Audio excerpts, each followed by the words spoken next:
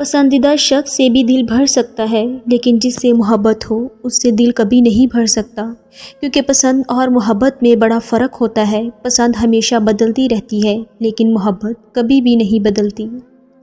ایک مرد جو بہت سی عورتوں سے محبت کرتا ہے وہ صرف عورت کو جانتا ہے، جبکہ ایک مرد جو صرف ایک عورت سے محبت کرتا ہے وہ محبت کو جانتا ہے۔ محبت میں سونے کا نوالہ کون مانگتا ہے بھلا؟ محبت تو توجہ اور اہمیت چاہتی ہے۔ آپ کو آواز دی جائے اور آپ کے ماتھے پر بنا بل ڈالے کہیں میں حاضر ہوں۔ جب آپ کو بہت زیادہ محبت ہو جاتی ہے تو آپ کے پر کٹ جاتے ہیں، آپ خود کو اس محبت میں قید کر لیتے ہیں، اور کبھی کبھی آپ کو اپنی محبت کی کیفیت سے گلہ ہونے لگتا ہے۔ محبتوں کی قیمت نہیں ہوا کرتی، نہ ہی یہ بازاروں میں بکتی ہیں، یہ بہت خاموشی سے پروان چڑھتی ہیں، جہاں من پسند روح ملے وہیں بیٹھ جاتی ہیں۔ ماہر نفسیات کہتی ہے کہ اگر کوئی اہمیت دینا چھوڑ دے تو آپ شکایت کرنا چھوڑ دیں اور خاموشی اختیار کر لیں۔ یاد رکھیں، ہر وقت دستیاب رہنا، پیچھے پڑے رہنا، ہر وقت کی شکایتیں آپ کی اہمیت کو گھٹاتی ہیں اور بھیک میں خیرات ملتی ہے، مقام، مرتبہ اور عزت نہیں۔ میں نے خود کو کبھی اس خوش فہمی میں نہیں رکھا کہ میری کمی کسی کو اداس کر دے گی۔ آپ بہتر ہیں تو آپ سے بہترین متبادل بھی ڈھونڈ لیے جاتے ہیں۔ مرد تو شادی کے بعد بھی صرف ایک بیوی کا پوری طرح نہیں ہوتا، اس کے پاس تب بھی دوسری عورتوں کے پاس جانے کا راستہ ہوتا ہے۔ اور تمہیں کیا لگتا ہے وہ مرد جو ابھی تک تمہارے نکاح میں بھی نہیں، وہ تمہارا بن چکا ہے؟ زندگی کے سفر میں ہر کوئی شجر سایہ دار نہیں ہوتا، لہٰذا توقعات ایک حد تک رکھا کریں، ورنہ امیدیں ٹوٹنے پر وجود ریزہ ریزہ ہو جاتا ہے۔ زندگی تب سب سے آسان ہو گئی جب سے میں نے سمجھ لیا کہ لوگ لوگ ہوتے ہیں، لوگوں کو لوگ مل بھی جاتے ہیں، نہ کوئی کسی کا انتظار کرتا ہے، نہ کوئی کسی کے نہ ہونے سے مرتا ہے۔ ویسے بھی لوگوں کی مثال ان پرندوں جیسی ہے جو شجر کو سوکھتا دیکھ کر کہیں اور آشیانہ بنا لیتے ہیں۔ جو آپ سے تنگ ہو اسے چھوڑ دیا کریں، اس کو خود چھوڑ جانے کی زحمت نہ دیں۔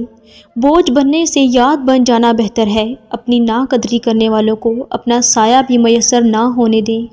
تعلقات میں معاہدے نہیں رکھے جاتے، سو جو جہاں بچھڑنا چاہے فی امان اللہ۔ ایک دن آپ سمجھ جائیں گے کہ بات کرنے کے بجائے خاموش رہنا، قریب آنے کی بجائے فاصلہ رکھنا، انتظار کرنے کی بجائے بھول جانا آپ کو کم تکلیف دیتا ہے۔ میرا دل کر رہا ہے میں ایک کتاب لکھوں جس کا عنوان مرد ہو، میں اس کا صبر بھی لکھوں، اس کا کرم بھی لکھوں، میں اس کی آہ بھی لکھوں، اس پہ واہ بھی لکھوں، اس کی ذات پہ اٹھتے وہ سب الفاظ لکھوں جسے سن کر وہ رو دیتا ہے اور کبھی چپ چاپ سہ جاتا ہے۔ کبھی کبھی دل ہلکا کرنے کے چکر میں بہت سارے بوجھ روح پر بھی آ گرتے ہیں۔ دکھ کہہ دینے سے کہیں اچھا ہے دکھ کو اندر ہی رکھ کر اپنی ذات فنا کر دی جائے۔ وقت ہمیشہ ایک سا نہیں رہتا، یہ بہت ہی غیر محسوس طریقے سے آپ کے چاہنے والوں کو بدل دیتا ہے اور آپ کو حیرت زدہ چھوڑ کر آگے بڑھ جاتا ہے۔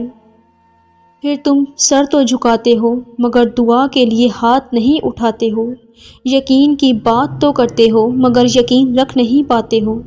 اللہ کو راضی کرتے کرتے ہی تم اتنا خفا کر دیتے ہو کہ تمہاری فتح عین تمہارے سامنے ہوتی ہے اور تم ہار جاتے ہو۔ عموماً ایک جملہ سننے کو ملتا ہے کہ منہ پر بولنے والے دل کے صاف ہوتے ہیں۔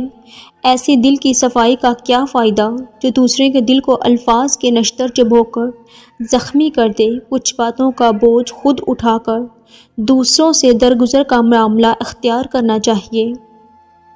اگر مرد آپ کی قدر نہیں کرتا، آپ کو اہمیت نہیں دیتا، تو اپنی 3 چیزیں خوبصورت بنا لو: چہرہ، بال اور فگر۔